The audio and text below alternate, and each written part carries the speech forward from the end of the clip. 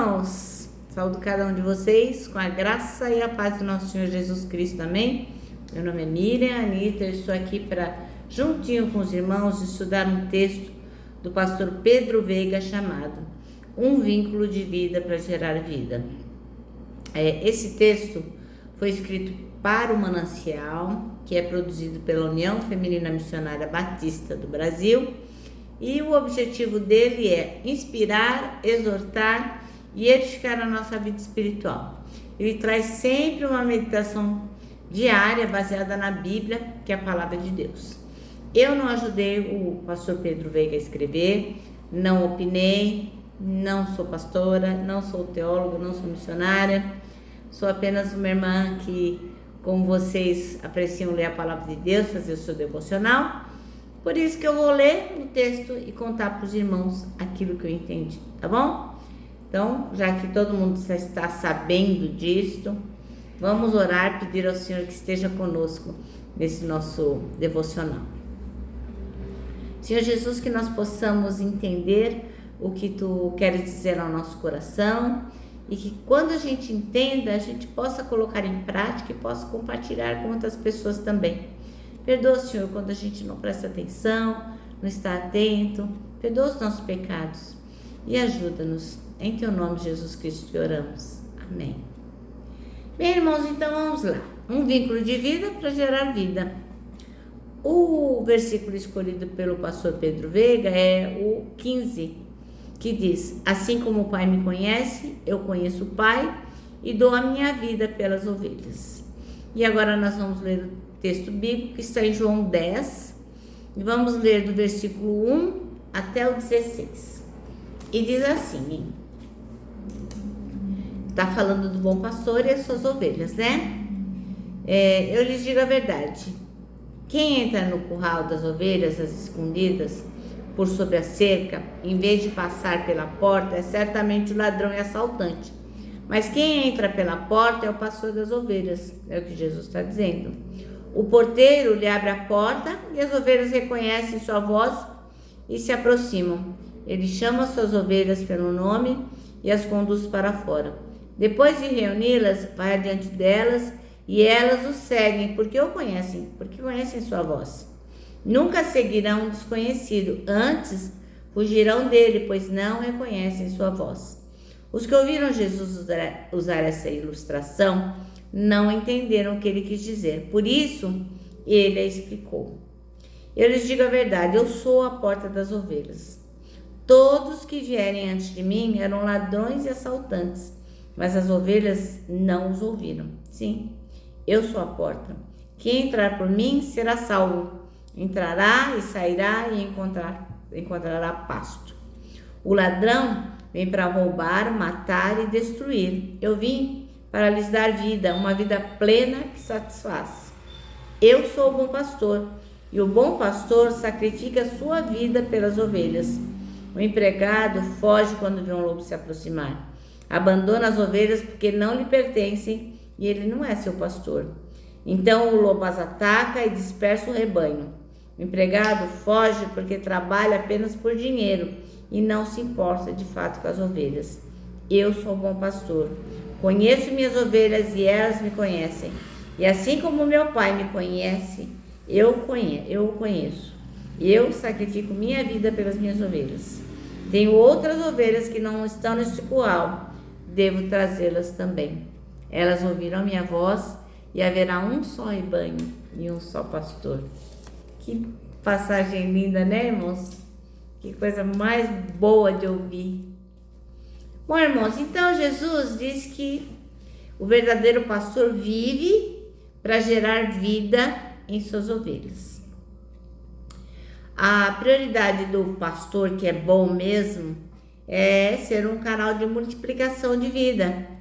Esse compromisso é tão sério, que o pastor precisa estar disposto a morrer, a dar a sua vida para que as suas ovelhas vivam. Ele vai protegê-las, cuidar delas, ampará-las até o final. Ele cuida das ovelhas. E Jesus, ele usa essa metáfora, essa ilustração, né? Como ele mesmo fez por nós, sendo o bom pastor. Então, uma vez gerado esse vínculo entre pastor e ovelha, a vida vai fluir, a vida vai ser suprida, a vida vai ser dirigida e a vida vai ser multiplicada de uma forma assim que a gente não pode nem imaginar, né? O que Deus tem preparado para nós, para suas ovelhas. Então, ao afirmar de forma extraordinária, eu sou o bom pastor, quando Jesus fala isso, essa afirmação incrível e maravilhosa, o que Jesus estava fazendo? Ele estava se identificando lá no Novo Testamento, no Antigo Testamento, com Deus, né? Lembra lá? Vê lá em Êxodo 3,14. Diz assim: então afirmou Deus a Moisés: eu sou o que sou. E deveis dizer aos filhos de Israel: eu sou, me enviou a vós outros. Olha só que bacana, né? Então Jesus conhecia muito bem a palavra e se identificava com... Apesar de ter se feito homem, ali ele se identificou com Deus. E também ele diz assim, ó, em Deuteronômio 32, 39. Vede agora que eu sou o único, eu somente, e mais nenhum Deus além de mim. Faço morrer e faço viver, faço adoecer e faço sarar, e ninguém há que seja capaz de livrar-se da minha mão. Então o Senhor Jesus ali, ó, conhecia o Velho Testamento, citou a parábola das ovelhas, se identificando com Deus, né? E também ele se identifica com o título de pastor. Se você for olhar lá em Isaías, pega lá, Isaías 40, 11, diz assim, ó: como um bom pastor cuida do seu rebanho, assim o Senhor cuidará do seu povo. Ele juntará os carneirinhos, os carregará no colo e guiará com carinho as ovelhas que estão amamentando. Olha que bonito, né? E no Salmo 80, no primeiro versículo do Salmo 80, ele diz assim, ó: ouve-nos, ó pastor de Israel, escuta-nos, tu que guias o teu rebanho, tu que estás sentado no teu trono, que fica sobre os querubins. Olha que coisa maravilhosa, né, irmãos? Então, Jesus tanto se identifica como o pastor de Israel, como se identifica com Deus.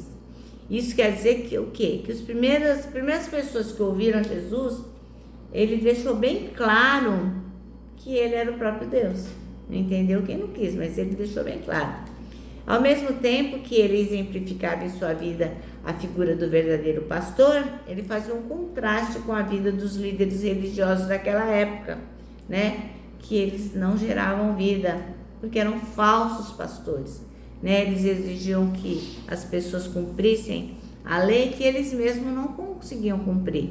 Então eles geravam morte, enquanto o verdadeiro pastor gera vida. Então, aquele que exerce o pastor, né, o papel de pastor, ele precisa exercer, ele precisa entender, exercer entendendo que o modelo para ser seguido é Jesus Cristo. E nós temos que ter isso em mente também. Os nossos pastores, os nossos líderes, eles devem seguir a Jesus Cristo, que é o verdadeiro pastor. E nós temos que estar atentos se as coisas que eles dizem têm a ver com o que, ó? Com a palavra de Deus, né? Como os bereanos que conferiam tudo. Era o apóstolo Paulo, era o irmão Paulo que estava falando, mas eles conferiam. Então a gente tem que ficar bem atento, né? Os pastores, os líderes, eles não têm o direito de fazer as coisas mal feitas, inventando coisas, né? Porque quem concedeu a eles a função de pastor foi o próprio Jesus. Então não foi mérito, não é porque eles são são legais, mas pela graça do Senhor Jesus, ele conferiu a liderança a esses homens, a essas mulheres, né? Então só Jesus tem a autoridade sobre as ovelhas. Aqueles que ele chamou para pastorear recebem dessa autoridade, mas essa autoridade vem de Jesus. A nós, ovelhas de Cristo, cabe o quê, ó?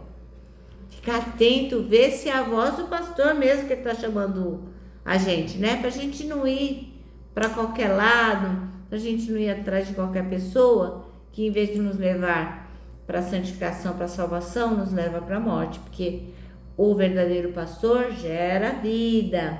Então a gente tem que Ficar atento para não cair nas garras dos maus pastores e agradecer pelos verdadeiros pastores e honrar, lógico, a Jesus, né, que é o supremo pastor, vivendo de forma a glorificá-lo. Amém? Nosso manancial termina assim, ó. É um alívio e um privilégio ser guiado por um pastor como Jesus, que deu a sua vida pelas suas ovelhas. Bom, agora eu termino, né, dizendo que o abraço, ó, encontro de dois corações, por isso que eu vou deixar meu abraço de urso, ó.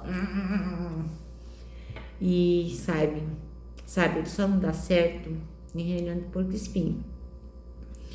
Nós que sabemos que um vínculo de vida só pode gerar mais vida, para nós o abraço dá super certo. Então nós temos que abraçar as pessoas, né? E sempre que eu falo em abraço aqui, eu falo em apoio, afeto, solidariedade, generosidade, compartilhar. Bom, quero que vocês se lembrem também do Salmo 73, 26, que diz: Deus é a minha força, Ele é tudo que eu sempre preciso. E agora sim, eu me despeço com a palavra de ordem que é confia. Confia em Jesus.